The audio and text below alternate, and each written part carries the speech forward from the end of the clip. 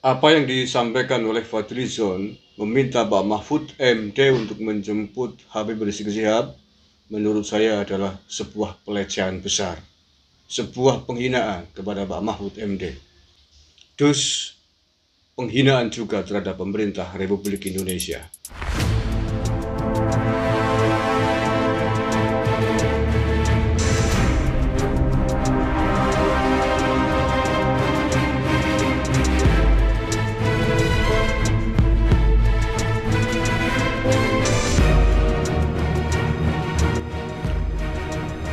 Assalamualaikum warahmatullahi wabarakatuh. Alhamdulillahirabbil alamin. Allahumma sholli ala sayyidina Muhammadin wa ala alihi wa sahbihi ajma'in, amma ba'du. Saudara-saudaraku sebangsa dan setanah air dimanapun Anda berada, Fadlizon nampaknya belum sembuh juga ya dari nyinyirnya, dari statement-statementnya yang tidak bermutu menurut saya.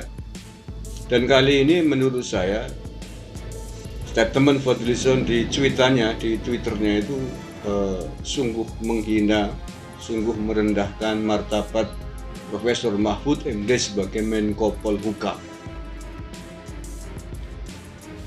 Sekaligus menurut saya juga melecehkan terhadap pemerintah kita, pemerintah Indonesia, terkait dengan permintaan atau sindiran Fadlizon kepada Mahfud MD untuk ikut menjemput kepulangan Habib Rizik. Mengapa saya katakan demikian? Apakah Fadlizon tidak tahu bahwa Habib Rizik Syihab itu statementnya yang paling parah tidak mengakui legalitas Pak Jokowi sebagai presiden. Dia tidak mengakui kemenangan Pak Jokowi sebagai presiden di negara ini. Dan bahkan Habib Rizik belum lama ini terkait dengan huru-hara isu kebangkitan PKI secara jelas terang-terangan meminta, memprovokatori agar Presiden Jokowi dimakzulkan. Kalau meminta PDIP dibubarkan, oke lah, itu persaingan politik. Mungkin itu urusannya PDI sama FPI sama Habib Rizik. Tapi ketika meminta Presiden ini dimakzulkan, ini urusannya dengan negara, dengan kita semuanya, dengan pemerintah Indonesia. Dalam posisi Habib Rizik seperti ini, melawan negara, melawan presiden yang sah, menuduh presiden yang ilegal, pantaskah Pak Mahfud MD sebagai Menko Polhukam menjemput kepulangan Habib Rizik? Ini otaknya Fadlizon sungguh bikin mendidih kita.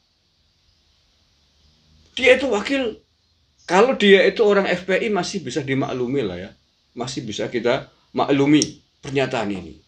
Tetapi ketika dia adalah anggota legislator kita, ngomong seperti itu, apalagi dari DPR RI, Partai Gerindra, yang mana bahwa partai ini saat ini sudah berkoalisi dengan pemerintah, dengan posisi Pak Prabowo sebagai Menhan.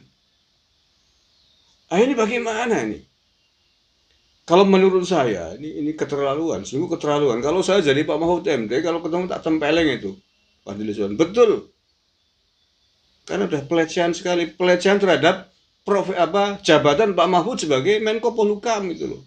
Kalau Pak Mahfud hari ini bukan sebagai Menko Polhukam, mungkin masih bisa kita tolerir, cocok sindiran seperti itu. Tapi dalam konteks Pak Mahfud MD sebagai Menko Polhukam, ini kan pelecehan.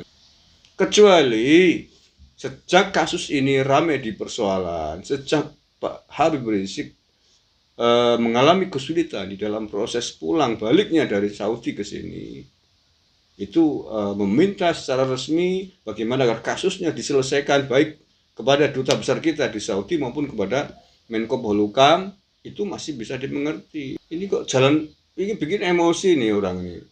Fadlizon ini bikin emosi, betul-betul bikin emosi. Logikanya itu nggak jalan loh, logika sebagai seorang legislator gitu loh.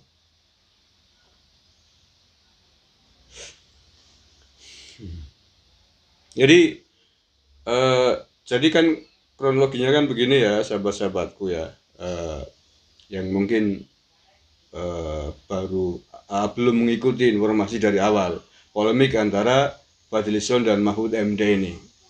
terkait dengan rencana kepulangan Habib Rizik. Kronologinya kan begini, Mahfud MD diwawancara oleh Cokro TV terkait dengan rencana kepulangan Habib Rizik Syihab. Pak Mahfud menjawab dengan singkat bahwa pemerintah tidak pernah menghalangi kepulangan Habib Rizik. Yang kedua, Pak Mahfud kemudian menceritakan apa yang terjadi dengan Habib Rizik di Saudi. Di antaranya adalah dalam proses dideportasi. Kemudian yang kedua, pernah terlibat dengan dugaan pengumpulan dana ilegal. Dan Pak Mahfud MD menceritakan itu berdasarkan dari sumber-sumber resmi dari Saudi sana. Lah kemudian ditunjukkan bukti itu karena Pak Mahfud MD dituduh hoax oleh para pendukungnya, oleh PI dan Wadiobolonya itu. Lah atas statementnya Pak Mahfud MD ini tiba-tiba Fadlizon mencuit, menuduh Mahfud MD sebagai orang yang memojokkan Habib Rizik, yang tidak mau membantu kepulangan Habib Rizik. Karena dituduh dan dikatakan demikian oleh Fadlizon, kemudian Pak Mahfud menjawab dengan sebuah video. Nanti saya cantumkan videonya, yakni video Habib Rizik yang mengatakan tidak mau dibantu oleh pemerintah. Demi Allah, saya bersumpah, saya tidak akan meminta bantuan rezim zalim Indonesia, apalagi mengemis kepada rezim zalim Indonesia untuk cabut cekal saya di Saudi Arabia. Kalau fenomena pemerintah tidak membantu Habib Rizik, ini ya wajar sekali karena memang sejak awal kasus ini secara resmi ini pernah dinyatakan oleh Pak Gus Maftuh, juga oleh Pak Mahfud. Belum pernah ada satu surat resmi selembar pun dari pihak Habib Rizik yang meminta agar negara membantu persoalan menyelesaikan kemelutnya Habib Rizik di Saudi. Kan begitu ya, jelas-jelas ini negara, ini pemerintah, menteri dubes, masa bergerak tanpa sebuah permintaan permohonan surat resmi.